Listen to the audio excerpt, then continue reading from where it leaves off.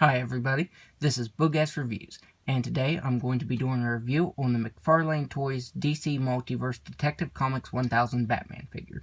So before we take a look at Batman, let's take a look at the accessories that he comes with. So first up, he comes with this little trading card with the art from the Detective Comics 1000 comic. And then there, you get a little data file. If you want to read that, go ahead and pause that now. Up next, he comes with his base, and this is the same thing all the DC Multiverse characters come with. I think the only one that's been different so far has been Superman, because his was a flight stand. But all of them come with this. It just has the DC logo, and you can just put that into the hole on either foot, whichever one you want to. So there he is with that base attached. Up next, he comes with his grapple gun, and it looks pretty good. It's cast in silver. And it has some pretty good sculpt detail to it. It doesn't... I feel like a wash of black would have looked really nice on it. And the end has some sculpt there. But the line, I feel like it's just really thick. And it's done a very glossy plastic. I just feel like it's way too thick. If you have Batman holding this out like this, it'll eventually start to droop down like that. So that sucks. But you can put it in either hand, whichever hand you want to. And he can hold this very well. He holds it really tight. So there he is with the grapple gun in his hand. And for his final accessory, he comes with a batarang. I feel like this is really big.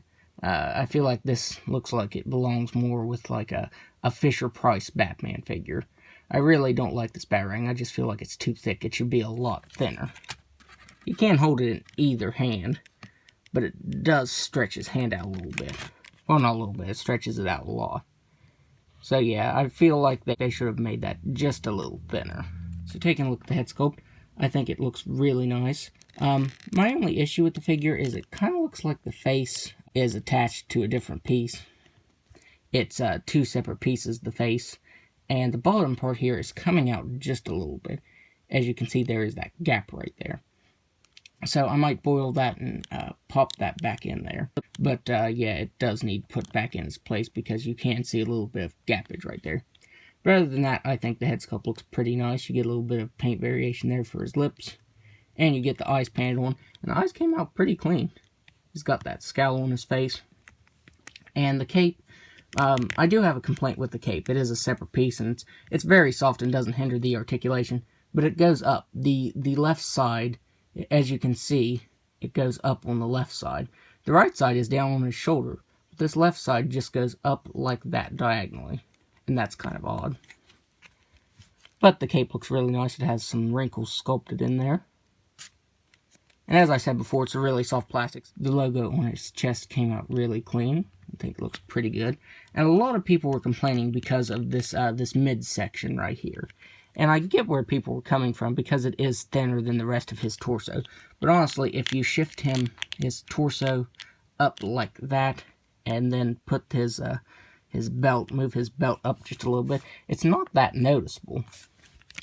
But as you can see here, there is some yellowing right there on his abs. And I think it's from the paint here. I think the yellow paint rubbed off on him. And I'm not sure why. But yeah, as you can see, there is just a little bit of yellow there. You get some nice sculpt detail right here on his sides where it has that mesh texturing. The belt also has some nice sculpt detail to it. But as you can see, some black is showing through because the shorts are cast in black and the yellow is painted over top of it. And you can tell because the black is showing through in some places, like right here, it's showing through pretty bad. And the rest of the places it's better, but you can still see a little bit of it showing through. That mesh texturing continues on his thighs and down to his boots. And then his boots are just cast in that grayish black color. And that's about all to go over with this figure. So now we will go over his articulation. He has a ball-jointed head that can look up all the way. You just have to force it just a little bit. But he can look up all the way. He can look down all the way. He can move his head side to side. He does have a double ball joint. There's a ball joint up in the head and down here in the neck. You can get some pretty good articulation out of him. He has ball jointed shoulders that can move out all the way. He has those butterfly joints that can move up and down and side to side. He has swiveled the bicep, double jointed elbow, those ball jointed wrists that can move up and down, side to side, and if you move it this way, hinge up and down. He has a ball jointed diaphragm, move back just a little bit, and it can crunch forward just a little bit. As with the Superman figure, you get a ball jointed waist too, and that helps with the articulation because when you combine both of those, you can get him crunching forward all the way and back all the way. You can also move his torso side to side, and his waist just moves side to side slightly. He has ball jointed hips that can do a complete split. He has swivel at the thigh. He can kick forward all the way. He can kick back all the way. Although that kind of looks funny, but you can get him doing that.